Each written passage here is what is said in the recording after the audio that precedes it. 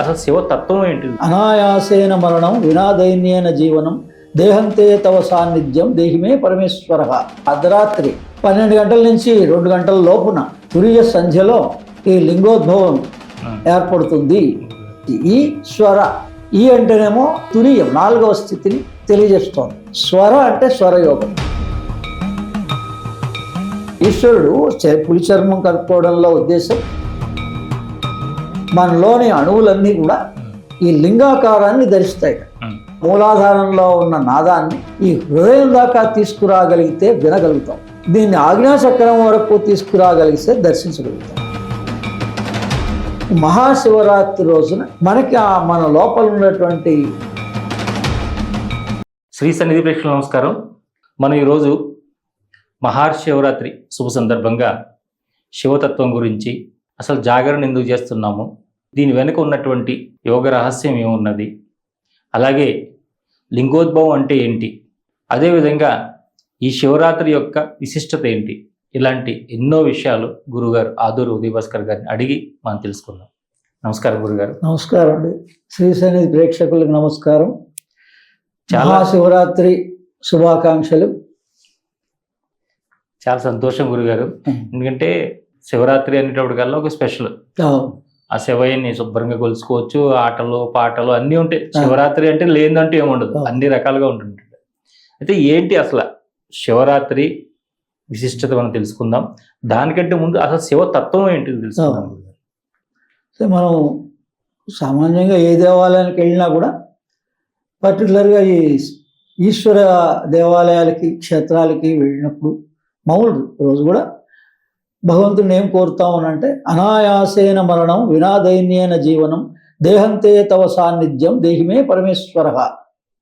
ఇది ప్రతి దేవాలయానికి వెళ్ళినప్పుడు మన భగవంతుడిని ఈశ్వరుని ప్రార్థన చేయాల్సింది.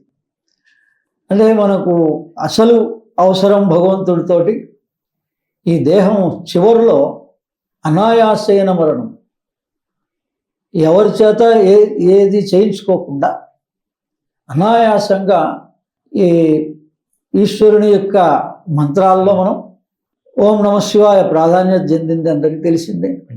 అలాగే మృత్యుంజయ మంత్రంలో ఓం త్రయంబకం యజామహే సుగంధిం పుష్టివర్ధనం ఉర్వారుకునివ బంధనాన్ మృత్యోర్మోక్షీయమామృతాత్. అసలు మోక్షం అంటే మామూలుగా మనం ప్రతిరోజు కూడా సృష్టి స్థితి లయలు జరుగుతున్నాయి. అంటే మన నిద్రాస్థితి, ఆ నిద్రాస్థితిని పొందడమే లయం. మనం అనుకుంటాం ఏదో ప్రళయమో లేకపోతే జీవితం అయిపోయిన తర్వాత అనుకుంటాం, అది కాదు. ప్రతిరోజు కూడా ఈ సృష్టి స్థితి లయ జరుగుతుంది. అదే మనకి ఈ మూడిట్లో ప్రధానమైన అంశం ఆనందమయ జీవితం కోసం మానవుడు ప్రయత్నం చేస్తూ ఉంటాడు. ఈ ఆనందం ఎక్కడుంది? అసలు హాయిగా నిద్రపోతే ఆనందం ఉందని చెప్పని వాడు ఎవడు లేడు. మరి అది పదార్థంతో ముడిపడలేదు, వస్తువుతో ముడిపడలేదు, ధనంతో ముడిపడలేదు. ఈ అనాయాసేన మరణం వినాదైన్యేన జీవనం అని మనం చిట్టశివరిలో ఈ దేహంలోంచి ఆ మంత్రంలో చెప్పినట్టుగా దోస పండు ఎలా అయితే పండిన తర్వాత తీగ నుంచి సులభంగా బయటకు వచ్చేస్తుందో, అదే మామూలుగా దోసకాయ అయితే ఆ తీగ నుంచి లాగడం కొద్దిగా కష్టం. అలాగే ఈ దేహంలో ఉన్న జీవుడు సునాయాసంగా పరమాత్మలోకి కానీ సూక్ష్మ లోకాలకు కానీ వెళ్ళిపోవాలి అన్నది ప్రధానమైన అంశం. దీనికి మళ్ళీ ప్రార్థన ఎప్పుడు చేస్తాడు? తల్లి గర్భంలో ఉన్నప్పుడే. ఈ 9 నెలల్లో ఎప్పుడైతే ప్రాణశక్తి 7వ నెల దాటాక వస్తుందో, జీవం ఏర్పడుతోందో, అప్పటి నుంచి స్పృహ ఉంటుంది జీవుడికి. అంటే ఈ పరమాత్మ పురుషుడు ఎవరో కాదు, జీవుడే. అజ్ఞాన కారణంగా జీవుడైనాడు, పరమాత్మే పురుషుడే. అందుకని ఈ జీవుడు ఆ మురికి గుబ్బంలో అజ్ఞానంగా తిరుగుతాడు. మొట్టమొదట ఆ తిరగడం కూడా పిండం చలనం కూడా జరుగుతూ ఉంటుంది గల్లి గర్భంలో. అది తెలుస్తుంది, తాను ఎక్కడున్నాడు అనే సంగతి తెలుస్తుంది. మరి దీని నుంచి ఎలా బయటపడాలి? ఈ బయటపడే మార్గం ఏది? ఇప్పటికే అనేక యోనిల్లో ప్రవేశించి బయటకు వచ్చి అనేక జన్మలు పొంది ఈ స్పృహ అంతా జీవుడికి తెలుస్తుంది. భూత భవిష్యత్తు వర్తమాన కాలం మొత్తం తెలుస్తుంది. ప్రతి జీవుడు ప్రార్థన చేసేది భగవంతుడికి, నేను ఈ దేహం నుంచి నన్ను బయట పడేస్తే చాలు గురు సాన్నిధ్యాన్ని, శివాయ గురవే నమః, ఈశ్వరుడే మనకి గురు స్వరూపంగా వస్తాడు. అందుకని గురువు లేకపోతే మనం ఆ ఈశ్వర తత్వాన్ని గ్రహించలేము, ఆ గురు భావన లేకపోతే. యద్భావం తద్భవతి, మనం గురువుగా భావిస్తే ఆ క్షణంలో ఆ గురువు యొక్క వాక్కు ద్వారా, ఆ గురువు యొక్క మంత్రోపదేశం ద్వారా, సాధన ద్వారా మనం తరింపబడతాం. గురువుకు తెలుసా తెలీదా మనకు అనవసరం. నువ్వు భావిస్తే ఆ వ్యక్తి లోపలికి ఈశ్వరుడే ప్రవేశిస్తాడు. ఈ శ్లోకం చదవడంలో ఉద్దేశం, చివరిలో మనం ఎవరితో ఏది చేయించుకోకుండా, ఎవరి మీద ఆధారపడకుండా ఈ దేహంలోంచి బయటకు వచ్చి ఈశ్వరుల్లో ఐక్యం అవ్వాలి. ఈ శివరాత్రి కానీ ఏ పర్వదినం కానీ మనకేం సూచిస్తోంది అంటే, అథాతో బ్రహ్మ జిజ్ఞాస, మనిషి అనేటువంటి వాడికి భగవంతుడిని తెలుసుకోకపోవడమే అజ్ఞానం. జ్ఞానం అంటే ఇంకేం లేదంటే సులభం అంటే సులభమే. దీనికి అక్షర పరిజ్ఞానం రావాలి, పండితుడైతేనే తెలుస్తుంది, పాముడికి తెలవదు అనేది లేదు మనకి. అందుకని భగవంతుడు తెలుసుకోవడం చాలా సులభం. ఆకాశ మధ్యంలో ఉన్నాడు, మనం పేర్లు పెట్టుకున్నాం నారాయణుడని, ఈశ్వరుడని, రెండు రకాలుగా. కానీ అసలుగా భగవంతుడు ఒక్కడే కదా. ఆ ఒక్క భగవంతుడు ఎవరు? ఈ యావత్ భూమండలానికి ప్రకాశిస్తున్న జ్యోతి కదా, జ్యోతి స్వరూపం అంటాం. భగవంతుడిని ఏమంటున్నాం? జ్యోతి స్వరూపం. ద్వాదశ జ్యోతిర్లింగాలు అంటున్నాం. అయితే అండి, మనం ఇంతకాలం నుంచి జీవితంలో, నేను కూడా గురువు దగ్గరికి వెళ్ళనంత వరకు 2000 సంవత్సరం దాకా 42 సంవత్సరాల్లో మరి అనేక సార్లు ప్రతి సంవత్సరం శివ ఆరాధన చేస్తూనే ఉన్నాం. ఊహ తెలిసినప్పటి నుంచి శివాలయాలకి, క్షేత్రాలకి, ఈ గుంటూరు దగ్గర ఉన్నటువంటి కోటప్పకొండ తిరణాలకి, మరి దక్షిణామూర్తి స్వరూపం ప్రధానమైందే. మరి వాటికి తిరణాల కోసం వాటి కోసం ఉత్సాహంగా వెళ్తున్నాం, కానీ శివతత్వాన్ని తెలుసుకోలేదు కదా, అసలు ఆరాధన ఎలా చేయాలో తెలియదు కదా. అందుకని గురువు దగ్గరికి వెళ్ళిన తర్వాత నుంచే, గురు ఉపదేశం పొందిన తర్వాతనే మనకి తెలవడం ఆరంభమైంది. అందుకని దీనికి శివాయ గురవే నమః అని మనం చదువుతున్నాం నోటితోటి, కానీ ఆ గురు భావన పెట్టడం లేదు. ఎప్పుడైతే మనం గురు ద్వారా, గురు ముఖత క్షేత్ర దర్శనాన్ని చేస్తామో అప్పుడు మనకి మనలో పరివర్తన వస్తుంది. మరి ఈ జ్యోతిర్లింగాలు మనం దర్శించేటువంటి క్షేత్రాలు, మరి ఎక్కడ పోయినా శివలింగం ఒకే రకంగా శివలింగాకారంగా ఉంటుంది. కానీ మరి జ్యోతిర్లింగాలని 12కి పేర్లు పెట్టారు ప్రధానంగా. ఇప్పుడు మనకి దగ్గరలో శ్రీశైలం కూడా జ్యోతిర్లింగమే. మరి దీన్ని, ఈ జ్యోతిని దర్శించిన వాళ్ళు ఎవరైనా ఉన్నారా? తాడేపల్లి రాఘవనారాయణ, బ్రహ్మశ్రీ తాడేపల్లి రాఘవనారాయణ శాస్త్రి గారు, ఆయన మొట్టమొదటిసారి కాశీ ప్రయాణమై వెళ్తున్నప్పుడు రైల్లో కొన్ని కిలోమీటర్ల దూరంలోనే వారణాసి చేరక ముందే ఆయనకు ఒక జ్యోతి దర్శనం కలిగింది. మహానుభావుడు. అలా ఎంతోమంది మహానుభావులు ఉన్నారు. ఈయన జీవిత చరిత్రలో స్పెషల్గా రాసి ఉంది. ఆ తర్వాత అమ్మవారి యొక్క కృపతో ఆయన ఆ ట్రైన్ నుంచి దిగాక అడుగు పెట్టడం కూడా అంత పవిత్రంగా, అటువంటి జ్యోతి స్వరూపం దగ్గర మనం ఈ పాదరక్షలతోటి ఆ భూమి మీద వెళ్ళడం కూడా ఇది మంచిది కాదని ఆయన అంత పవిత్రంగా ఆ వారణాసిలో ఉన్న జ్యోతి స్వరూపాన్ని దర్శించిన మహానుభావుడు ఆయన. ఇలాంటి వాళ్ళు ఎంతోమంది ఉన్నారు. ఎంతోమంది యోగులు, మహానుభావులకి ఆత్మసాక్షాత్కారంగా జ్యోతి దర్శనంగా కలుగుతూ ఉంటుంది. ఇది అసలైన జ్యోతి. అందుకని అది లోపల ఉంటుంది, మన సూక్ష్మంగా ఉంటుంది. బయట ఆయా క్షేత్రాల్లో కూడా మనం చూసేది స్థూలమైన ఈశ్వర లింగం. కాశీలో కూడా ఆ జ్యోతి స్వరూపం ఎప్పటికీ ఉంటుంది, ప్రళయకాలం వరకు కూడా. అంటే ఈ భూమి మొత్తం ఈ 4 యుగాలు అయిపోయిన తర్వాత కూడా, ప్రళయంలో కూడా ఆ ప్రదేశం మారదు అన్నాడు ఈశ్వరుడు. త్రిశూలం పైన ఆ వారణాసిని నిలబెడతాడు అని పురాణంలో, ఇతిహాసంలో ఉంది. అంటే అర్థం ఏంటి అక్కడ? అది జ్యోతి స్వరూపం. జ్యోతి అంటే జ్ఞానం, జ్ఞానం అంటే ఆత్మజ్ఞానం, వేరే లౌకిక జ్ఞానాలు కావు. అందుకని ఈ జీవుడు అనేది బయటకు వచ్చింది ప్రతి జన్మలో కూడా ఈ జన్మలోనే తరించాలని వచ్చాడు. కానీ ఇప్పుడు సమయం దేనికి ఇస్తున్నామో, ప్రయారిటీ దేనికి ఇస్తున్నామో ఎవరికి వాళ్ళే ఆలోచించుకోవాలి. ఇది మామూలుగా ఆ రోజు ఆ జ్యోతి యొక్క ప్రాధాన్యత, ఆ లింగోద్భవ సమయం అర్ధరాత్రి 12 గంటల నుంచి 2 గంటల లోపున తురియ సంధ్యలో ఈ లింగోద్భవం ఏర్పడుతుంది. అయితే ఈ లింగోద్భవం ఆ సమయంలో ఏర్పడుతుంది అని అంటే మనం ఏమని కొలుస్తాం? మొట్టమొదట అనేక పేర్లు ఉన్నాయి. సదాశివుడని, రుద్రుడని, ఈశ్వరుడని. కానీ సామాన్యంగా మనం భగవంతుడిని ఈశ్వర అని అంటాం. ఈశ్వర, ఈ అని అంటే అక్షరాల్లో 4వ అక్షరం అ ఆ ఇ ఈ. ఈ అంటే ఏం చూపిస్తోంది? అది తత్వంగా జాగ్రత్త, స్వప్న, సుషుప్తి, తురియ. మనకి ఈశ్వరుని యొక్క అనుగ్రహం ఎప్పుడు కలుగుతుంది? ఈశ్వరుని జ్యోతి దర్శనం ఎప్పుడు కలుగుతుంది? తురియంలో. అదే ఓంకార స్వరూపుడు జ్యోతి. ఒక జ్యోతిర్లింగం పేరేముంది? ఓంకారేశ్వర్.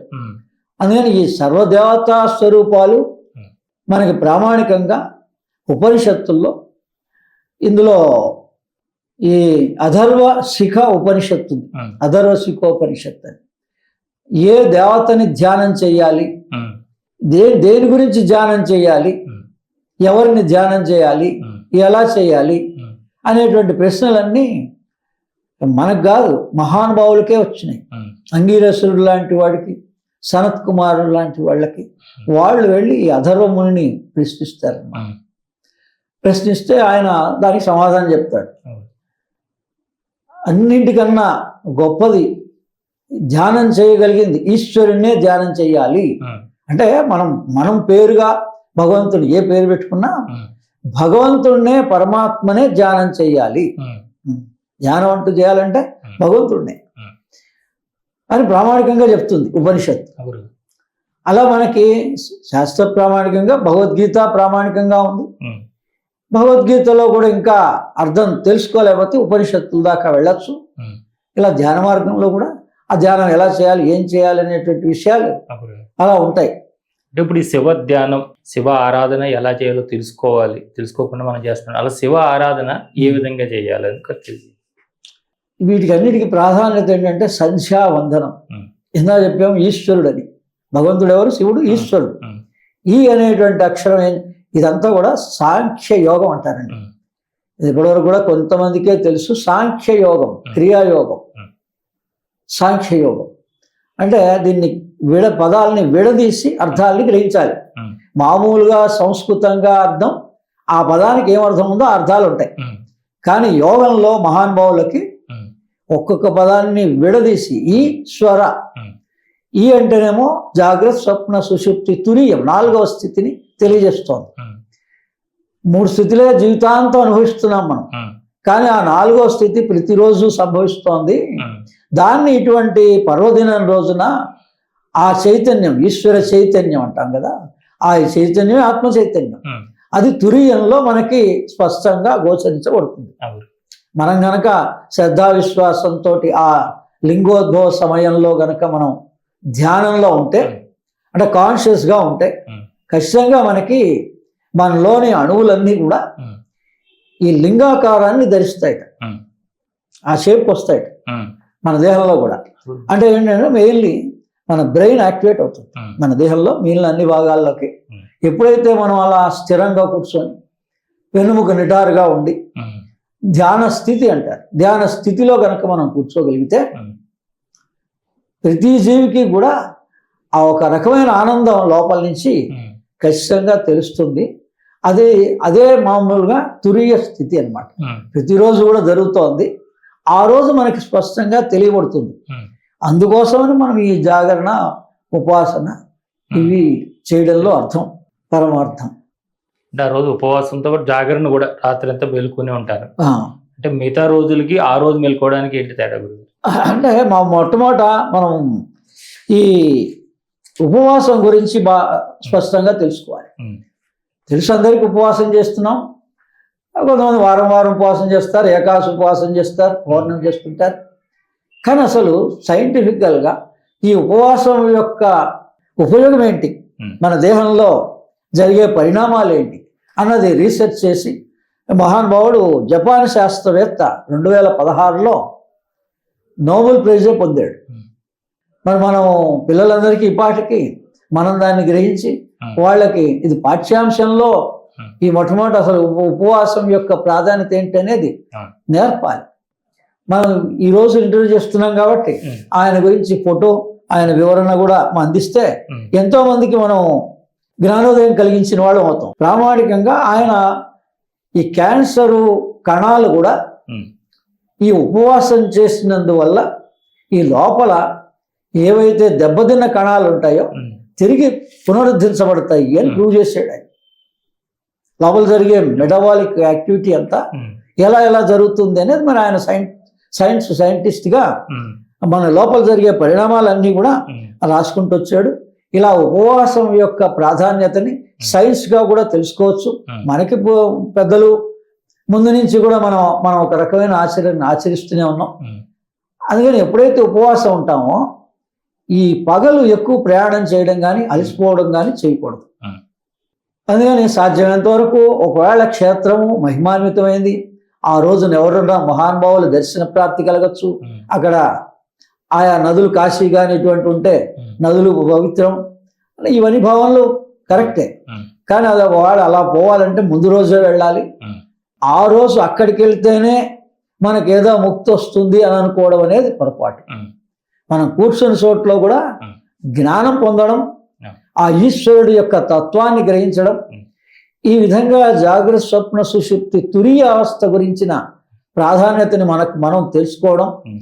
రెండవది ఈ అంటే తురీయం అని చెప్పాం. స్వర అంటే స్వరయోగం. అన్ని యోగాల్లోకి గొప్ప యోగం, సూక్ష్మమైన యోగం, యోగులు మహానుభావులు అందరూ కూడా ఆచరించిన యోగం స్వరయోగం. ఏంటంటే ఆ స్వరయోగం అంటే సంధ్యా సమయాల్లో మనకి 4 సంధ్యలు ఉన్నాయి, 5 సంధ్యలు ఉన్నాయి. కొంతమంది 5 సంధ్యలు పాటిస్తారు, కొంతమంది 4 పాటిస్తారు, కొంతమంది 3 సంధ్యా సమయాలు పాటిస్తారు. ఆ సంధ్యా సమయాల్లో మనకి ఈ నాసారంధ్రాల్లో కుడి ఎడమ ఇది స్వరం మారుతుంది, సమంగా ప్రసరింపబడుతుంది. మామూలప్పుడు ఏదో ఒక నాడే నడుస్తూ ఉంటుంది, ఎడమ కానీ కుడి నాడి కానీ. అందుకని ఈ స్వరయోగాన్ని నేను రాసిన ఈ స్తోత్ర విజ్ఞాన పుస్తకంలో రాశాం, అలాగే సౌందర్యలహరి విజ్ఞానం అనే పుస్తకంలో కూడా రాశాం. వివరాత్మకంగా కనుక మనం తెలుసుకున్నట్లయితే ఇంతకన్నా సులభమైనది నాకైతే ఏ యోగం కనపడలేదు. ఆ తురియ సంధ్యలో 12 నుంచి రాత్రి 2 వరకు మరి దాని ప్రిపరేషన్ ఉండాలి కదా. ఇప్పుడు 4వ దాన్ని మనం గ్రహించాలి. ఇదే మహానుభావులు మన బ్రహ్మశ్రీ పితామహ పత్రిజీ గారు శ్వాస మీద ధ్యాస అన్నారు. ఏంటి ధ్యాస అంటే ఇదే, ఈ తత్వాన్ని, ఈ భగవత్ తత్వాన్ని గ్రహించడమే. మన లోపలనే ఉన్నటువంటి తత్వాన్ని గ్రహించాలంటే దానికి ఇంకో మార్గం లేదు, ఈ యోగ మార్గమే.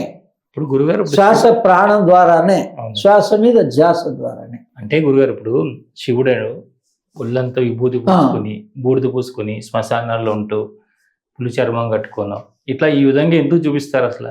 మన పాంచభౌతిక దేహం ఇది సైన్స్ ప్రకారంగా కూడా మనం గమనిస్తే ఈ మన బ్రెయిన్ లో ఉండేటువంటిది ఎలక్ట్రోమాగ్నెటిక్ వేవ్స్. మొత్తం అంతా ఈ ప్రపంచం అంతా కూడా వైబ్రేషన్స్, కాంతిమయమైనటువంటిది హయ్యర్ వైబ్రేషన్. రంగు కూడా కాంతి, రంగు. దానికన్నా లోయర్ వైబ్రేషన్ సౌండ్. అంటే క్రియేషన్ ఆ రకంగా ఏర్పడింది, పైనుంచి కిందికి వచ్చింది. ఆత్మనాకాశ సంభూత ఆకాశాద్వాయు వాయోరగ్ని అగ్నోరాప ఆపహ పృథ్వీ పృథ్వీ ఔషధ అన్నాత్ పురుష. అసలు మనం ఎలా వచ్చాము అన్నది వేదం అంత స్పష్టంగా తెలియజేసింది. అందరికీ మనకు కనిపిస్తున్నంత వరకు పాంచభౌతిక శరీరం ఈ 5 తత్వాల గురించే, అది కూడా కొంతమంది దృష్టి పెట్టిన వాళ్ళు గ్రహిస్తారు. మిగిలిన వాళ్ళు ఎంతసేపు భూమి, జలము, ఆకాశం అనుకుంటారు, 3 అనుకుంటారు. ఇవి ఎప్పుడో మనకి శరీరం బాగాలేనప్పుడు కానీ ఈ వాయువు మీద దృష్టి పట్టలేదు. అది భగవంతుడు అంతా ఫ్రీగా మనకి ఇస్తున్నాడు కాబట్టి దాని గురించిన ప్రాధాన్యత తెలియటలేదు. అందుకని ఈశ్వరుడు పులి చర్మం కలుపుకోవడంలో ఉద్దేశం పృథ్వీతత్వాన్ని గ్రహించండి మొట్టమొదట. ఆ తర్వాత గంగ పైన జలం జటాజూటం నుంచి గంగ ప్రవహించిందని చూపిస్తారు. అంటే గంగ ప్రాధాన్యత, జల ప్రాధాన్యత. మనం తాగడానికి నీళ్లు మన పరిశుద్ధమైన మనం దగ్గర ఉంచుకోవాలి, రోజు తాగాలి. జలానికి ప్రాధాన్యత కోసం గంగను చూపిస్తున్నాడు. అలాగే త్రినేత్రుడు మరి వేరే వాళ్ళకన్నా వేరే ఏ దేవతా స్వరూపానికి ఈశ్వరుడికి భేదం ఏంటంటే త్రినేత్రం చూపిస్తున్నాడు. అగ్ని ప్రాధాన్యత, జఠరాగ్ని ప్రాధాన్యత మన దేహంలో నాభి స్థానంలో ఉంటుంది. అదే అగ్నికి ప్రాధాన్యత ఇవ్వండి, భూతత్వాన్ని గ్రహించండి, జలతత్వాన్ని గ్రహించండి, వాయువుని ప్రాణాయామం చేయండి, వాయుతత్వాన్ని మీ ప్రాణాన్ని మీరు కాపాడుకోండి అని చూపించడమే విభూతి రాసుకోవడం. వాయుతత్వాన్ని చూపిస్తుంది విభూతి. ఆ తర్వాత డమరుకం శబ్దాన్ని, ఆకాశతత్వాన్ని చూపిస్తుంది.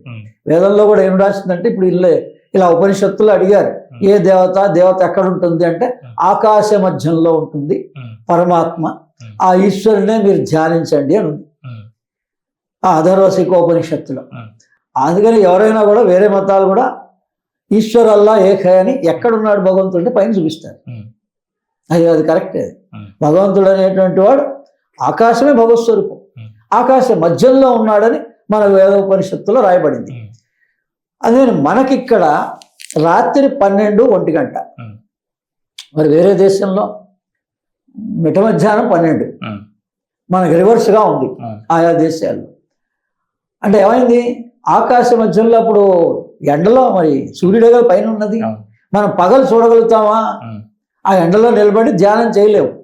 అందుకని భగవంతుడు ఏంటంటే ఆ లింగోద్భవ సమయం, ఆ 12 గంటల సమయాన్ని, రాత్రి 12 గంటల సమయాన్ని ప్రాధాన్యత ఇచ్చి ప్రతిరోజు కూడా మనకి కాన్షియస్నెస్ పీరియడ్ పగలు ఉంటుంది, పడుకునేటప్పటికి సబ్ కాన్షియస్లోకి వెళ్తున్నాం.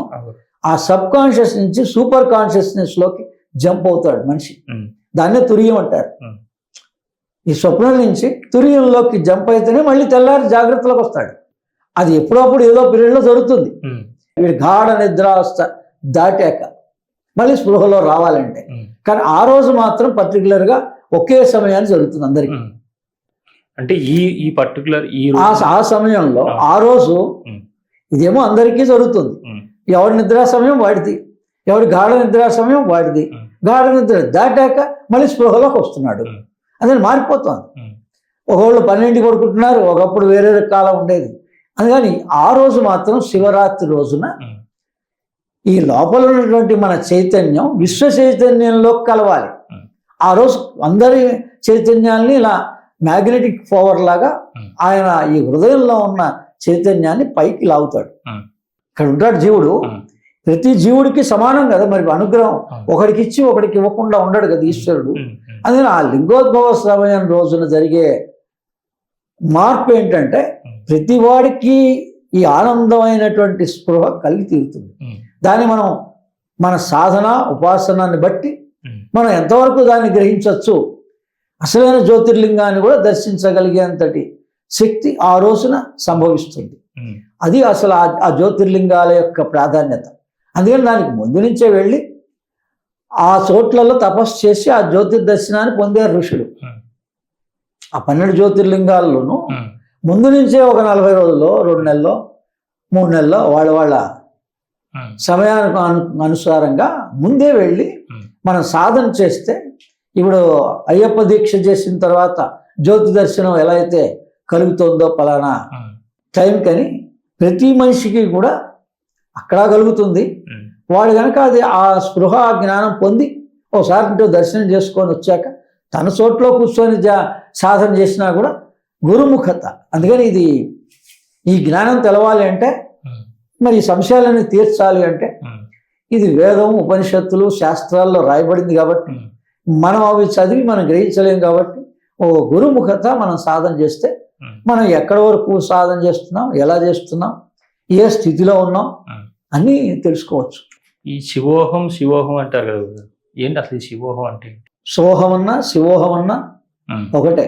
దాన్నే దత్త మంత్రంలో వస్తుంది. దత్తోహం సోహం శివోహం. అదే మొట్టమొదటి గురుస్వరూపం మనకెవరు? దత్తాత్రేయులు వారు. నారాయణ అంశంగా, విష్ణు అంశంగా వచ్చాడు. ఈశ్వరుడే ఇప్పుడు ఆది శంకరాచార్యులుగా వచ్చాడు. మరి జగద్గురు శ్రీకృష్ణ పరమాత్మని జగద్గురు అంటాం. మరి ఆయన చెప్పింది ఏం చెప్పింది ఒకటే కదా, ఉన్నది ఒకటే తత్వాన్ని వేరు వేరుగా నారాయణని ఈశ్వరుడని వేరువేరుగా చెప్పడం జరుగుతుంది. ఈ దత్తోహం సోహం శివోహం అంటే ఈ ఉచ్ఛ్వాస నిశ్వాసాలు మనం జరుగుతున్నప్పుడు ఈ శ్వాస ఏ శబ్దంతో వెళుతోంది ఋషులు గ్రహించారు. ఏ శబ్దంతో బయటకు వస్తోంది అది సోహం సోహం అని ఆ శ్వాస శబ్దాన్ని మనం లోపల గ్రహించాలి. ఈ రాత్రి తురియ సంధ్యలో గనక మనం మంత్రజపం చేస్తున్నా సాధన చేస్తున్నా చాలా స్పష్టంగా తెలుసుకోవచ్చు. విషణ్ముఖి ముద్రతోటి కూడా ఈ రెండు ఆ లోపల ఏం శబ్దం వస్తుంది మన అనకపోయినా అనాహతం అన్నారు. అనాహత అంటే మన ప్రమేయం లేకుండా జరిగేటువంటి శబ్దం అనాహతం. అందుకని దీంట్లో ఈ ఈశ్వరుని ఎలా గ్రహించాలని అనేక రకాలుగా మనం స్తుతి స్తోత్రాలు పారాయణ చేస్తాం కదా. వీటి అన్నిటిలోకి సౌందర్యలహరి, ఆనందలహరి అలా ఆదిశంకరారు రాసిన దాంట్లో కళాభ్యాం చూడాలంకృత శశికళాభ్యాం నిజతప ఫలాభ్యాం భక్తేషు ప్రకటిత ఫలాభ్యాం భవతు మే శివాభ్యాం మస్తోక త్రిభువన శివాభ్యాం హృది పునర్భవాభ్యాం ఆనంద స్ఫురదనుభవాభ్యాం నతిరియం అని ఆ శంకరాచార్యులు ఈశ్వరుని ప్రార్థిస్తూ రాశారు. కళాభ్యాం అంటే ఇద్దరు కళలతో విరాజిల్లుతున్నటువంటి వాళ్ళు, అంటే ఇద్దరు కూడా శ్రీ విద్యోపాసకులు, పైన చంద్రవంక చంద్రకళ ధరించిన వాళ్ళు శివపార్వతులు. అందుకని ఎప్పుడు కూడా శివు ఒకళ్ళనే మనం ఆరాధించకూడదు భగవంతుడిని. అంటే మనలో కూడా మనస్సు ప్రాణం, మన సాధనంతా మనస్సు నియంత్రణ కోసం చేస్తాం. కానీ ప్రాణశక్తి లేకపోతే మనస్సుని మనం ఏమి చేయలేము. అందుకని ఈ ప్రాణము మనస్సుగా ఏవైతే రెండుగా ఈ ఆత్మ చైతన్యం ద్వారా ఈ హృదయం నుంచి ఆవిర్భవిస్తున్నాయో వాటిని గ్రహించడం కోసమే ఈ సాధనలన్నీ. అందుకని ఈ వీటినే శివపార్వతులు అన్నారు. ఒక ప్రాణానికి ఒకళ్ళ పేరు పెట్టారు, మనసుకు ఒకళ్ళ పేరు పెట్టారు. ప్రాణం శక్తి అన్నారు, ఈశ్వరుడు మనస్సు అన్నారు. అందుకని ఇలా ఈ రెండుగా కళాభ్యాం చూడాలంకృత శశి కళాభ్యాం నిజ తప ఫలాభ్యాం అంటే ఇద్దరు ఒకళ్ళకొకళ్ళు తపస్సు చేసి, అంటే ఈశ్వరుని పెళ్లి చేసుకోవాలి అని అమ్మవారు తపస్సు చేసింది. అలాగే మళ్ళీ సతీదేవి తర్వాత మళ్ళీ ఆమె కోసమని ఈయన తపస్సు చేశాడు. ఆ రకంగా పురాణ ఇతిహాసంగా మనకేం చూపించారు? అంతగా తపస్సు చేసిన వాళ్ళు ఎవరు లేరు, ఏ భార్యాభర్త జంట. అందుకే వీళ్ళిద్దరు అర్ధనారీశ్వరులు అయిపోయినారు. ఒకళ్ళ కోసం ఒకళ్ళు అంతగా తపన చెందారు. తపస్సు అంటే తపన, ఇంద్రియ నిగ్రహం. ఇంద్రియ నిగ్రహం ఇప్పుడు మన కష్టాలు దుఃఖాలు ఇవన్నీ దేనివల్ల వస్తున్నాయి? మన ఇంద్రియ నిగ్రహం కోల్పోయినందువల్ల వస్తుంది. మన అదే కనుక ఇంద్రియ నిగ్రహం ఉంటే పాటిస్తే మనకు అంతటి డ్యామేజ్ జరగదు. దాంట్లో అంతరార్థం చాలా డెప్త్గా ఉంది. హృది పునర్భవాభ్యాం అంటే ఈశ్వరుడు మళ్ళీ మళ్ళీ మళ్ళీ మళ్ళీ మనకు ఆనందాన్ని హృదయంలో ఇస్తున్నాడు అని అర్థం. అంతటికన్నా సులభంగా ఏ భగవత్ స్వరూపము కూడా మన అనుగ్రహించలేదు. కాబట్టి ఈయన లయకారకుడు కాబట్టి మనని అతి సులభంగా అనుగ్రహించగలుగుతాడు. హృదయంలోనే మనం ఆయన్ని ధ్యానించవచ్చు, ఆ ఆనందాన్ని పొందొచ్చు. ఇది యోగ శిఖోపనిషత్తులో ఈ మొత్తం యోగ రహస్యాలన్నీ, క్రియాయోగ రహస్యాలు కానీ క్రియాయోగం మీద ఇంట్రెస్ట్ ఉన్న వాళ్ళంతా యోగ శిఖోపనిషత్తు చదువుకోమండి. చాలా స్పష్టంగా క్రియాయోగాన్ని వాళ్ళు మన ఋషులు ఆ ఉపనిషత్తుగా అందించేశారు. ఈ ఆత్మని ఎలా గ్రహించాలి, మనలో ఉండేటువంటి ఆత్మ చైతన్యం, దీన్ని ఎలా అనంటే నాదానుసంధాన యోగం అని ఆదిశంకరాచార్యులు యోగ తారావళిని రాశాడు. ఆదిశంకరాచార్యులు అంతటి మహానుభావుడికే, జగద్గురువుకి ఈ ఆత్మ సాక్షాత్కారం ఎలా కలిగింది అంటే నాదానుసంధాన యోగం ద్వారానే కలిగింది. అందుకని మన మూలాధారంలో బిందువు ఉంటుంది. ఈ నాదానికి మూలం మూలాధారం. అందుకని అక్కడున్న మూలాధారంలో ఉన్న నాదాన్ని ఈ హృదయం దాకా తీసుకురాగలిగితే వినగలుగుతాం. దీన్ని ఆజ్ఞాచక్రం వరకు తీసుకురాగలిగితే దర్శించగలుగుతాం. అదే తేజస్సుగా మారుతుంది. హయ్యర్ వైబ్రేషన్ లైట్, తేజస్సు. ఈ lower vibration sound. Further lower vibrations ఈ 5 ఎలిమెంట్స్. ఈ 5 ఎలిమెంట్స్ దగ్గర అయిపోయినాం మనం. కానీ మనలోనే ఉన్నటువంటి ఆ భగవత్ రహస్యాన్ని ఈ ఈశ్వరారాధన ద్వారా మనం చాలా సులభంగా మన నిజ కార్యక్రమాలు మనం చేసుకుంటూనే ఓ గురుముఖత గనక ఆ మంత్రాన్ని గనక స్వీకరించి ఆయా పవిత్రమైన చోట్ల గురువు ద్వారా గనక వెళ్ళగలిగితే, మన శ్రీశైలంలో నేను గురుముఖత వెళ్ళాను. వెళ్ళినప్పుడు మరి అందరూ దర్శనం చేసుకుంటున్నారు, వస్తున్నారు. ఈశ్వర దర్శనం, అమ్మవారి దర్శనం.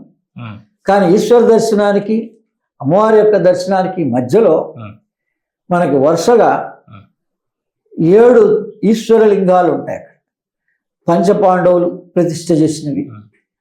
మొట్టమొదటి పృథ్వీలింగం, జలలింగం, అగ్నిలింగం, వాయులింగం, ఆకాశలింగం, ఆ తర్వాత ఆత్మలింగం, మోక్షలింగం. మరి ఇలా వరుసగా ఎందుకున్నాయి అవి? అందుకని ఓ గురు ద్వారా వెళ్తే ఈ స్థల మహత్యం ఏంటి, ఈ సాధన ఎక్కడి నుంచి ఎలా చెయ్యాలి, అదే విధంగా పంచపాండవులు అక్కడ వచ్చి తపస్సు చేసిన ప్రామాణికమైనటువంటి స్థల పురాణం ఉంది. 5 మఠాలు ఉన్నాయి అక్కడ.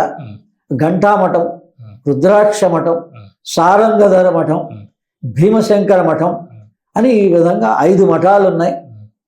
మరి ఈ ఘంటానాదం యొక్క ప్రాధాన్యత మరి అక్కడ ఈ శివరాత్రి రోజున 24 గంటల పాటు ఉదయం నుంచి మరో రోజు దాకా ఒకళ్ళు నీళ్ళని తోడుతూ, ఒకళ్ళు గంట వాయిస్తూ, ఇంకొకళ్ళు ఆ తోడిన నీళ్ళని ఈశ్వరుడి దగ్గర అభిషేకం చేస్తూ ఈ ముగ్గురికి మోక్షాన్ని ఇచ్చారు అని స్థల పురాణం. అంటే ఏం చూపిస్తున్నాడు ఆయన? 24 గంటలు గనక మనం ఈ ఓంకార సాధన చేయగలిగితే ఆ జ్యోతి దర్శనం కలుగుతుంది. భగవంతుడు ఓంకార స్వరూపమే, నాదమే మన లోపల ఉన్నది. అందుకని ఆ మూలాధారంలో ఉన్నటువంటి నాదం మన హృదయం దాకా రావాలి. అదే ఇది మామూలుగా మరి రావాలంటే మన ఆహారం తీసుకుంటే మన ప్రాణశక్తి అంతా ఈ ఆహారాన్ని జీర్ణింపజేయించడం కోసమే వినియోగించబడుతుంది. అందుకని ఆ రోజుని కనుక మనం ఎక్కువ శ్రమ పడకుండా మన వరకు లిక్విడ్ డైట్ తీసుకొని కనుక మనం ఆ ఉపవాసం ఉండి జాగరణ కనుక చేసినట్లయితే సాయంత్రం ప్రదోష వేళ నుంచి ప్రాధాన్యత. ఈశ్వరుడికి ఏ సమయం ఇష్టం? ప్రదోష సమయం ఇష్టం. అందుకని సాయం సంధ్య నుంచి రాత్రి వరకు కనుక మనం శ్రద్ధా విశ్వాసంతో సాధన చేస్తే ప్రతి వాడికి ఆనందం కలుగుతుంది. ఆనంద స్ఫురద అనుభవాభ్యాం. ఈ ఆనందం వాళ్ళ ఉద్దరు వల్ల, శివపార్వతుల అనుగ్రహం వల్ల ప్రతి సాధకుడికి కలుగుతుంది. అందుకని పగలు ఏదన్నా ఉన్నా కూడా మనం సాధ్యమైనంత వరకు ఎక్కడికి ఎక్కువ శ్రమ పడకుండా మన సాయంత్రం సంధ్యా సమయం నుంచి రాత్రి తురియ సంధ్య వరకు గనక మన లోపల ఉన్న ప్రాణశక్తి ఎలా ప్రసరిస్తోంది అని కనుక మనం గమనించగలిగితే, దాన్ని హృదయంలో కాన్సన్ట్రేట్ చేయగలిగితే నాదంగా వినిపిస్తుంది. కుడివైపు నుంచి కానీ ఎడమవైపు నుంచి కానీ దానంతా అదే నాదం వస్తుంది. అంటే వాళ్ళ స్టేజెస్ని బట్టి వాళ్ళ సాధన, ఇంతకుముందు ఉన్నటువంటి పూర్వజన్మ సుకృతానుసారంగా ఈశ్వరానుగ్రహంగా మనకి ఈ ఆత్మ సంబంధమైన చైతన్య సంబంధమైన అనుభవాలు కలుగుతాయి. అంటే గురు ఇప్పుడు మహాశివరాత్రి వచ్చింది. మహాశివరాత్రి పర్వదినం రోజున జాగరణ గురించి చెప్పారు, శివతత్వం గురించి మనం మాట్లాడుతున్నాం. అయితే ఈ శివుడిని ఆరాధించడం ద్వారా లౌకికంగా మనం పొందవలసినటువంటివి సంపదలు ఏవైతే ఉన్నాయో అవన్నీ కూడా కోల్పోతారు ఈ ఆరాధనలోని. పూర్తిగా అంతా వైరాగ్యంలోకి వచ్చేస్తారని చెప్తుంటారు కదా, మరి అది ఎంతవరకు కరెక్ట్? భగవద్గీత ప్రామాణికంగా మన శాస్త్రం అంటే భగవద్గీత. ఇందులో 6 అధ్యాయాలు ఎందుకున్నాయి అని అంటే, మొట్టమొదటి సమయాన్ని సద్వినియోగం చేసుకోవడానికి. అందరికీ భగవంతుడు 24 గంటల సమయం ఇచ్చాడు అనుకోండి, ఏ రోజు ఆ రోజు. ఈ సమయాన్ని సద్వినియోగం చేసుకునే మార్గమే భగవద్ చింతన కానీ, భగవద్ ధ్యానం కానీ ఏదైనా. ఆ తర్వాత రెండవ 6 అధ్యాయాలు రెండో విభాగంలో మనకు ఉన్నటువంటి వనరుల్ని సద్వినియోగం చేసుకోవడం. ఏమున్నాయండి వనరులు అంటే ఈ కర్మేంద్రియాలు, జ్ఞానేంద్రియాలు. ప్రతి మనిషికి మనం వీటిని ఎవరైతే సద్వినియోగం చేసుకోగలుగుతాడో తగిన సంపదని పొందగలుగుతాడు. ఇంకా మూడో విభాగంలో కొత్త సంపదని సృష్టించుకోగలగాడు. మనకు కొత్తవి కావాలి, మనకే ఆ తెలివితేటలు మనలో ఆవిర్భవింపబడాలి, ఒకరి మీద ఆధారపడకుండా. ఇది భగవంతుని ఆరాధన చేస్తే అది ఏ పేరు మీదైనా, ఈశ్వరుడన్నా అలా ఏం లేదు. అంటే ఈశ్వరుడు అంటే లయకారకుడు కాబట్టి ఈ రాత్రి ప్రాధాన్యత, ఈ తురియ స్థితి, ఇది వైరాగ్యం. అంటే యథార్థం తెలుసుకోవడమే వైరాగ్యం. అదే భగవంతుని కనుక ఎప్పుడైతే మనం తెలుసుకోగలుగుతామో మనకి ఈ బయట వ్యామోహం అనేది ఉండదంతే. కానీ మన సంసారాన్ని మనం సక్రమంగానే అన్ని పనులు చేసుకోవచ్చు, అన్ని కర్మలు ఆచరించవచ్చు. ఈశ్వరారాధన చేసినంత మాత్రాన ఇలా అయిపోతారు అలా అయిపోతారు అనేది మాత్రం అవాస్తవం. మనకు తెలవాల్సి ఏ జన్మలోనైనా ఈ వీటి కోసం అని ఇలాంటి ప్రశ్నలు అడిగిన వాళ్ళు ఎవరు?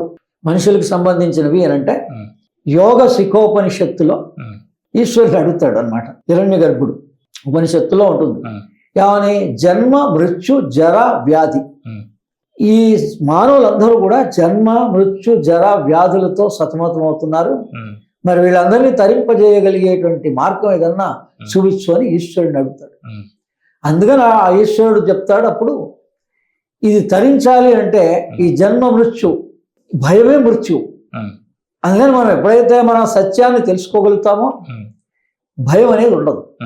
ప్రతిరోజు కూడా ఈ సృష్టి స్థితి లయాలు జరుగుతూనే ఉన్నాయి. కానొక రోజు దీర్ఘ నిద్రలోకి వెళ్ళిపోయినట్టుగా మనం ఈ దేహంలోంచి వెళ్ళిపోతాం, ఇంకో దేహాన్ని ధరించడానికి వెళ్తాం. ఈ స్థూల సూక్ష్మ కారణ, ఈ మూడు. అందుకని ఈశ్వరారాధన వల్లనే మనకి ఈ స్థూల దేహం గురించిన అవగాహన, సూక్ష్మదేహం గురించిన అవగాహన, కారణం, కార్యకారణం అంటారు. దేనికైనా కారణం లేనిది కార్యం లేదు. అంటే ఏంటి కారణం? అజ్ఞానమే కారణం. మన సర్వ దుఃఖాలకి, ఈ జననానికి, ఈ మరణానికి, జర వ్యాధులకి, అంటే జర ఈతి బాధలకి, వ్యాధితో కూడిన బాధలకి, ఇంక ఈ నాలుగిట్లోనే వస్తాయి. మొత్తం మానవాళికి ఏదైతే మనం ఇబ్బందులు అనుకుంటున్నామో, ఈ సర్వ కష్టాలు అనుకుంటున్నామో, వీటన్నిటినీ మన కోసం ముందే అడిగారు వాళ్ళు. ఈ జన్మ మృత్యు జరా వ్యాధి గురించి తెలుసుకోవాలంటే ఈ జన్మ మృత్యు గురించి తెలుసుకోవాలి. ఈ జన్మ మృత్యు తెలుసుకోవాలంటే ఈ మృత్యుంజయ మంత్రం ద్వారా మనం తెలుసుకోగలుగుతాం. త్రయంబకం యజామహే సుగంధిం పుష్టివర్ధనం ఉర్వారుకునివ బంధనాన్ మృత్యోర్మోక్షీయమామృతాత్. అసలు ఈ దేహంలో మృత్యు దేనికి ఉంది? మనకుందా, దేహానికి ఉందా? మనం వేరు అనే భావన రావాలి. మనం అనుకుంటున్నాం దేహంతో తాదాత్మ్యం చెందుతున్నాం. ఈ దేహం నేను అనుకున్నప్పుడు ఈ కర్మ నేను అనుకున్నా అన్న భావన వస్తుంది. అదే ఈశ్వరుడు ఏమంటాడు, భగవంతుడు ఏమంటాడు, నాకే కర్మ అంటది అంటాడు. ఈ భోగాల్ని అనుభవిస్తున్నాడు కాబట్టి ఈ జీవుడికి కర్మ ఉంటుంది. పరమాత్మకి భగవంతుడికి కర్మ లేదు. లోపలే ఉన్నాడు మన భగవంతుడు కూడా. మన కంటి ఎదురుగుండా సూర్యుడే ఉన్నాడు. భగవంతుడు ఎవడో కాదు, సూర్య భగవానుడే. సూర్యుడికి కర్మని అంటుతోందా? ఏమీ అంటలే. ఇప్పుడు కొన్ని కోట్ల సంవత్సరాల నుంచి, 200 కోట్ల సంవత్సరాల నుంచి సూర్యుని యొక్క గమనం జరుగుతోంది. మరి క్షీణ దశ ఉంటే కనుక 200 కోట్ల సంవత్సరాల్లో అప్పటికిప్పటి మార్పు రావాలి కదా. అందులో ఏదైనా తేజస్సులో మార్పు వస్తుందా? ఏం మార్పు రావట్లేదు కదా. మన ప్రత్యక్షంగా సైన్స్ ప్రకారంగా తెలుసుకోవాలన్నా ఈ కాలంలో అనేక మంది అనేక రకాలుగా వాళ్ళు రీసెర్చ్ చేశారు. మనం ప్రతిదీ మూఢంగా నమ్మక్కర్లేదు. మనం ప్రతి విషయాన్ని తెలుసుకోవచ్చు. భగవంతుడు ఎవరు అంటే శబ్దమే. అందుకని ఈ మూలాధారంలో ఉన్నది ఏంటి అంటే శబ్దమే. అది మనం సాధన వల్ల గ్రహించుకోవచ్చు. అది మనం బయట రీసెర్చ్ చేసి సూర్యుడిలో ఏముంది అంటే ఓంకారమే ఉందని కనుక్కున్నారు. అందుకని ఓంకారమే భగవత్ స్వరూపం. అందుకని ఆ రోజున ఈ సాధనల వల్ల, ఈ జాగరణ కానీ ఉపవాసం కానీ ఇవన్నీ చేయడం వల్ల ఏమవుతుంది అంటే మన లోపల బ్రెయిన్లో ఉండేటువంటి వేవ్సే ఎలక్ట్రోమాగ్నెటిక్ వేవ్స్ అంటారు. ఈ వేవ్స్ హర్ట్స్లో ఉంటాయి. ఇవి 0.5 నుంచి 4 హెర్ట్స్ వరకు ఉంటే ఉమ్, డెల్టా, తర్వాత టీటా అంటే 4 నుంచి 8 వరకు హెర్ట్స్ వరకు ఉంటాయి, టీటా వేవ్స్ అంటారు. దాని తర్వాత 8 నుంచి 12 వరకు ఉంటే ఆల్ఫా వేవ్స్ అంటారు. ఆ తర్వాత 12 నుంచి 30 వరకు ఉంటే బీటా వేవ్స్ అంటారు. ఉమ్, మనని డిస్టర్బ్ చేస్తున్నటువంటి వేవ్స్ ఏది అని అంటే బీటా వేవ్స్లో ఉంటాడు ప్రతి మానవుడు. ఉమ్, వీడి కొంత సాధన వల్ల ఆల్ఫా వేవ్స్లోకి రావచ్చు. ఉమ్, అలాగే ఈ డెల్టా వేవ్ అంటే నిద్రాస్థితి. ఉమ్, మనం నిద్రపోయినప్పుడు మన వేవ్స్ ఏ రకంగా ఉన్నాయి కనుక్కున్నారు వాళ్ళు, ఏ స్థితిలో ఉన్నాయో. టీటా వేవ్స్ అంటే సమాధి స్థితి. ఉమ్, ఏదైతే యోగులు మహానుభావులు సమాధి స్థితిలో ఉన్నారో, ఉమ్, అంటే వాళ్ళు, మనమేమో నిద్రలో ఉంటామంటే నిద్ర అంటే నిద్ర, వాళ్ళు నిద్రపోతున్నా కాన్షియస్గా ఉంటారు. ఇది తేడా. సమాధికి నిద్రకి ఏమిటి తేడా అంటే కాన్షియస్గా ఉన్న నిద్రని సమాధి అంటారు, ఉమ్, దాన్నే యోగ నిద్ర అంటారు. ఉమ్, అందుకనే ఈశ్వరుడు కానీ నారాయణుడు కానీ నారాయణుని యోగ నిద్రలో ఉన్నాయని చెప్తారు, ఉమ్, ఈశ్వరుడు ఎప్పుడు యోగ నిద్రలోనే ఉంటాడని చెప్తారు. ఉమ్, ఇది మనం ఆ రోజున ముందు నుంచి కనుక ప్రిపేర్ అయితే ఉమ్, ప్రతి మాస శివరాత్రిని మనం కనుక ఉపయోగించుకోగలిగితే ఉమ్, 11 నెలలు 11 మాస శివరాత్రులు వస్తాయి. అవును. అలా ఉపయోగించుకోగలిగితే ఈ మహాశివరాత్రి రోజున ఉమ్, మనకి మన లోపల ఉన్నటువంటి ఈ అనుభవాలు, ఈ సమాధి స్థితి అనుభవే కలగచ్చు. వీటన్నిటికన్నా కూడా గామా వేవ్స్ అని ఉంటాయి. ఉమ్, 30 హెర్ట్స్ పై నుంచి 80-100 వరకు ఉంటే ఉమ్, గామా వేవ్స్. ఉమ్, ఆ గామా వేవ్సే భగవంతుని వేవ్స్. ఉమ్, మన లోపల భగవంతుడు హయ్యర్ వైబ్రేషన్లో ఉంటాడు అన్నమాట. అందుకని ఒక్కసారిగా ఆ వైబ్రేషన్ తట్టుకోలేరని ఉమ్, ఈశ్వరుని ఆరాధన చేయొద్దు అని చెప్పడంలో కారణం ఏంటంటే ఉమ్, ఆ రోజు అందరికీ కూడా ఆ ఒక రకమైనటువంటి, ఇప్పుడు మామూలు తెలియని వాడు కళ్ళు తిరిగి అంటారు, తెలియపోతే అది కళ్ళు తిరిగి అంటారు. ఉమ్, నువ్వు అది గ్రహించగలిస్తే హయ్యర్ వైబ్రేషన్ ఉమ్, 963 హెర్ట్స్ తోటి బ్రెయిన్లో ఉంటే వేవ్స్నే ఉమ్, భగవంతుడిది అని కనుక్కున్నారు. ఉమ్, భగవంతుడు అంటే కూడా ఇలా వేవ్స్ ద్వారా కనుక్కున్నారు, ఉమ్, సౌండ్ ద్వారా కనుక్కున్నారు, ఉమ్, లైట్ ద్వారా కనుక్కున్నారు. ఉమ్, ఇది రియల్. ఏది భగవంతుడు అంటే ఉమ్, శబ్ద బ్రహ్మము అని రాశారు. ఉమ్, మనకు కూడా అలానే కాంతి స్వరూపం, జ్యోతి స్వరూపం అంటే కాంతి అని రాశారు. ఉమ్, అది బయట ఉంటుంది, లోపల ఉంటుంది. అవును గురు. ఈ జ్యోతి ఏమో, ఈ జ్యోతిర్లింగాలు, ఈ రుద్రుడు, మనం ఈశ్వరుడిగా భావిస్తున్నవన్నీ సూక్ష్మమైనవి, సూక్ష్మమండలంలో ఉంటాయి, స్థూలంగా కాదు. ఉమ్, ఆ ప్రదేశంలోనూ ఉంటాయి, మనలోనూ ఉంటాయి. ఉమ్, బయట ఏమున్నాయో, బయట లోకాల్లో ఏమున్నాయో మనలోనూ అవే ఉన్నాయి. ఉమ్, అందుకని మన లోపల కూడా సూక్ష్మంగా ఉంటాయి. ఉమ్, ఈ సూక్ష్మ పరిజ్ఞానం గురు ద్వారా సాధన చేసిన వాడికే, ఉమ్, ఏదో పేరు మీద యోగం కానీ ఒక క్రియాయోగం సాధన చేసిన వాడికి ఖచ్చితంగా వస్తుంది. ఇది ప్రామాణికంగా యోగ శిఖోపనిషత్తులో మనకి చాలా వివరాత్మకంగా ఎలా యోగం చేయాలి, ఎలా సూర్య భేదనం చేయాలి, ఎలా చక్ర భేదనం చేయాలి, అన్ని విషయాలు రాయబడి ఉన్నాయి. అవును గురు. అందుకని గురు మంత్రం ద్వారా, గురు మంత్రాన్ని దర్శించినటువంటి వాడు జీవన్ముక్తిని పొందుతాడు అని రాసింది అందులో. ఉమ్, గురు మంత్రాన్ని దర్శించిన వాడు జీవన్ముక్తులు పొందుతాడు. ఉమ్, గురు ద్వారా మంత్రం తీసుకొని ఈ మంత్రాన్ని, మంత్ర లయం, మనం ఏదైతే మంత్రాలయం అని రాఘవేంద్ర స్వామి ఉమ్, మహానుభావుడిది మనం వెళ్ళి దర్శనం చేసుకుంటున్నామో అదేం చూపిస్తోంది అంటే, మీరు ఏ మంత్రాన్ని తీసుకున్నా ఉమ్, దాన్ని లయం దాకా పొందించండి. ఉమ్, ఆ మంత్రంలో లయం అయిపోండి మీరు. ఉమ్, అప్పుడు ఏమైపోతుంది? అది తేజస్సుగా మారుతుంది. ఉమ్, మంత్రం కనుక లయం అయితే తేజస్సు అవుతుంది. అప్పుడు మీరు అనుకున్న దర్శన భాగ్యం కలుగుతాయి. అందుకని ఎక్కడికైనా గుడికి వెళ్తే ఓ రోజు పడుకోండి, నిద్ర చేయండి అంటే అర్థం మనందరికీ స్వప్నంలో ఆయా దేవతా స్వరూప దర్శనం కలుగుతుంది, అందరికీ కలుగుతుంది. ఉమ్. మీరు మీ గురువు గారి ద్వారా ఆ, శివతత్వం గురించి ఏం తెలుసుకున్నారు?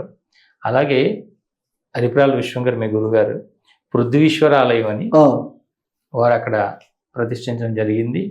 దాని గురించి కూడా మీరు ఒకసారి వెళ్ళి అక్కడ కూడా చూశారు కదా. అసలు ఆ పృథ్వీశ్వర ఆలయానికి ఉన్న ప్రాముఖ్యత ఏంటి? అక్కడ అప్పుడు ఆ సందర్భంలో మీ గురువుగారు మీకు ఏం తెలియజేశారు? ఆయన సాధన చేసిన చోట్లది. మహావతార్ బాబాజీ చిన్నప్పుడే ఒక సాధు రూపేణ ఉమ్, వాళ్ళ ఇంటికి వచ్చారు. ఉమ్, బాల్యంలో వాళ్ళ అమ్మకి ఇచ్చిన వాగ్దానం మేరకు ఉమ్, మీకు కలిగే సంతానానికి యోగ ప్రాప్తి కలుగుతుందని ఉమ్, వాళ్ళ తల్లిని దీవించి వెళ్ళారు ఒకప్పుడు, ఉమ్, అంతకుముందు. ఆ తర్వాత కొంత చిన్న వయసు వచ్చిన తర్వాత ఉమ్, రోజు కృష్ణానదికి స్నానానికని ఆయన వెళ్తూ ఉన్నప్పుడు ఆ దారిలో వాళ్ళ ఇంట్లోనే ఉండేవాళ్ళు ఆయన ఒక సాధు ఈయనతో పాటే ఉన్నారు. బాబాజీ మహారాజ్ ఒక సాధు రూపేణ వాళ్ళ ఇంట్లోనే ఉండి ఈయనకి క్రియాయోగం అంతా ఆ గుడి దగ్గర అది చాలా ప్రశస్తమైంది.